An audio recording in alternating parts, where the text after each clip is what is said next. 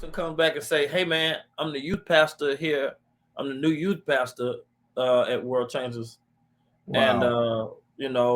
I've seen you do your thing because I did holy hip hop. That was like the first couple things I did, and they Yeah. saw it, and it was Yeah. crazy that they saw it because I was just starting. And he said, "I'm the youth pastor," and I looked at him like I said, "Man, what's a youth pastor?" That's that's exactly what I said. I was like, "What?"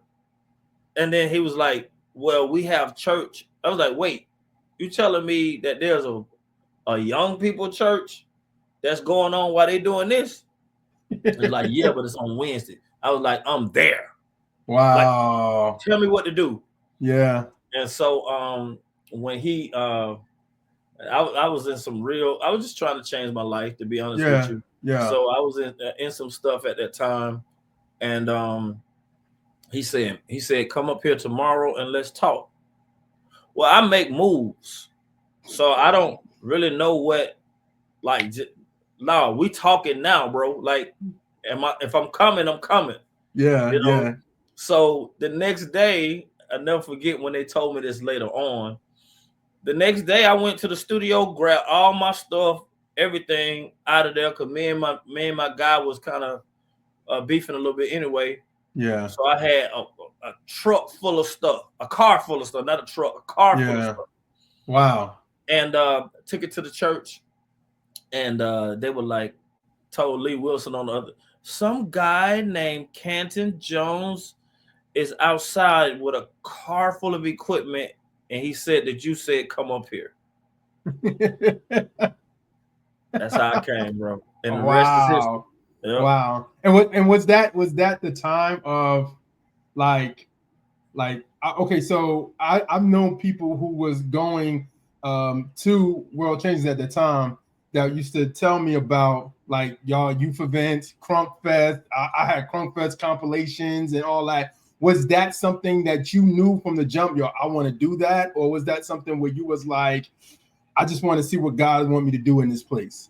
Man, yeah, so when I say I gave up on it, I gave up on trying to be an artist. I was trying to be Wow. mainstream. I didn't see like the Canton Jones that everybody see now and have known over the years. I didn't see a place for that. I, Wow. I didn't even see a concept for it Yeah. coming up like I came up. Remember, I'm Church of God in Christ singing in the choir with my mama directing, singing on the quartet with the bunch of quartet groups.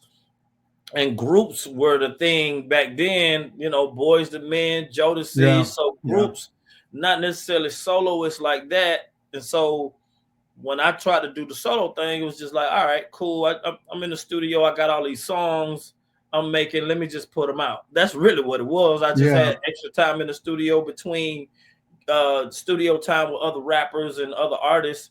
It's just in the studio making music, and you end up with 20 songs Yeah. of just putting stuff together. You know what I'm saying? You're not Yeah. trying to put an Yeah. album together. You just got time, and that's kind of how I work. I'm just watching TV, working. Just it's Yeah. not, hey man, I got to put this record together, this album together. I don't really work like that. I just work. It's Wow. fun. It's fun to me. So when they um I guess when I got to the point to where we were doing, he was like, do praise and worship for the youth.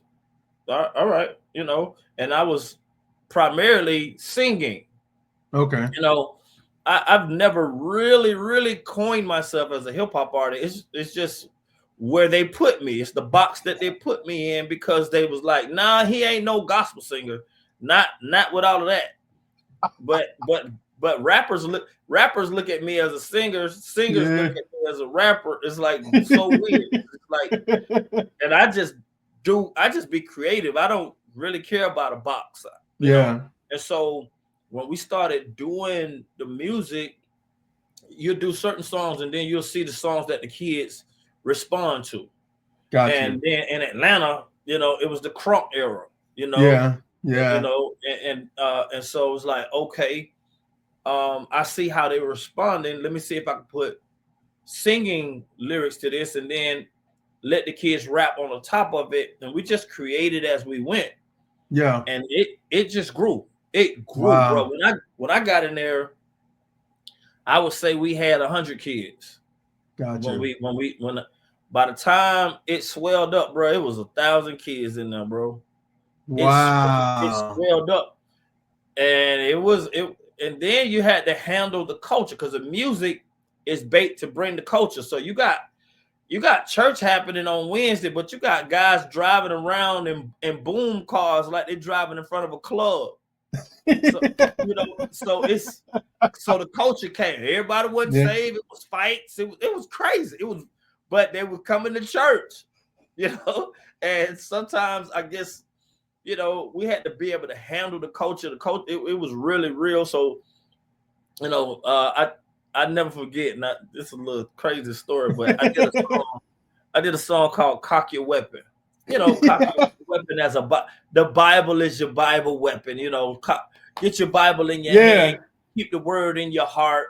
Cock your weapon. So that was the cool play on it. But it started with gun cock, like boom. The beat was made out of a gun. Boom, boom. Cock your weapon. Cock your man. One kid got lit, pushed one kid, the other kid pushed him back, and in probably 20 seconds, it was a riot. I was like, wait, stop that track. We can't do that in church no more.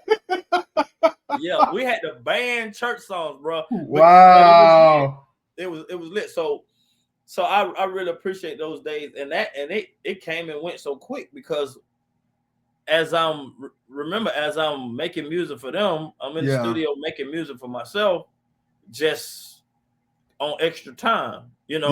Password, that there's no other name that's higher. I made that for the kids. Wow. And then I ended up putting it on my project, and I ended up just serving young people, and